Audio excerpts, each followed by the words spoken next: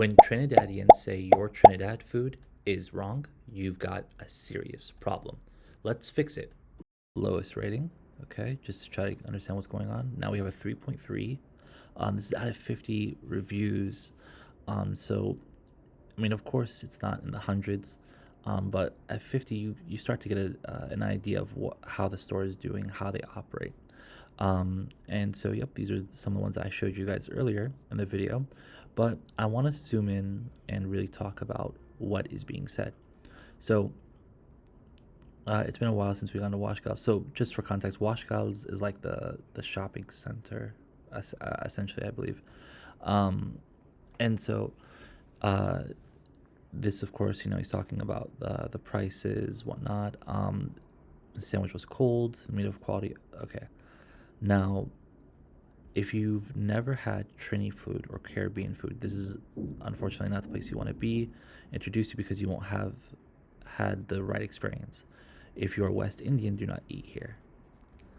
For my fellow Trinis, not for anyone else who wishes to try. It's just great. If you actually know Trini food, so what's happening here is that people, Trinidadian people, are saying that this is not authentic food, that this is, incorrect. They're saying that's wrong. Now, this is a major hit in a restaurant like this because it's your credibility. You can't open up a pizza restaurant. You don't know how to. You don't know how to make pizza. You can't open up a Chinese restaurant. Italian, whatever. If you don't know how to make the cuisine of that specific nationality, you're pretty much done for. Now, what would be the best option for these guys? Well, of course, responding to reviews is one thing. Yeah, you can always say, hey, I'm sorry, please come back, we'll give you a free meal, try us out again.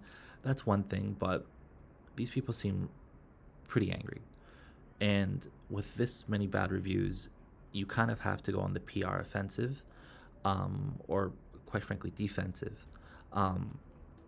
and prove yourself. So what I would suggest, so these guys do not have a TikTok. What I would suggest that they do is that they go create a TikTok and show the food being made. Show, hey, this is how we make the food. This is how we make Trinidadian food, and kind of show a Trinidadian voice. So it's Chef Trini. So of course I'm 100% sure this person is from Trinidad or claims to be from Trinidad. To show a Trinidadian person making the food, that one establishes the credibility of, yes, a person from Trinidad is making this food, or a person from the nation's cuisine is making this food. That's one. And also, you also want to show, hey, this is how we go about making the food. Now, if you go about making the food and, again, when a restaurant owner is being recorded, when anyone's being recorded doing anything, they try to operate as best as possible. So maybe they got caught on their bad days with working on TikTok.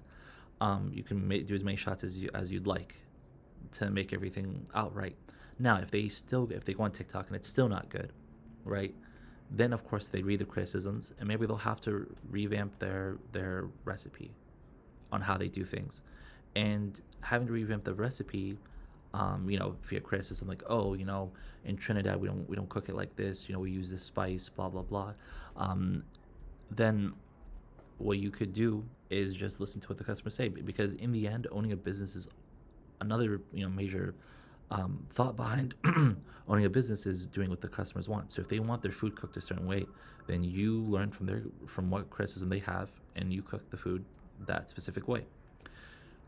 That is my analysis on this situation, and I hope the best for this restaurant. And if they happen to see this, I hope that they consider me coming to help them out.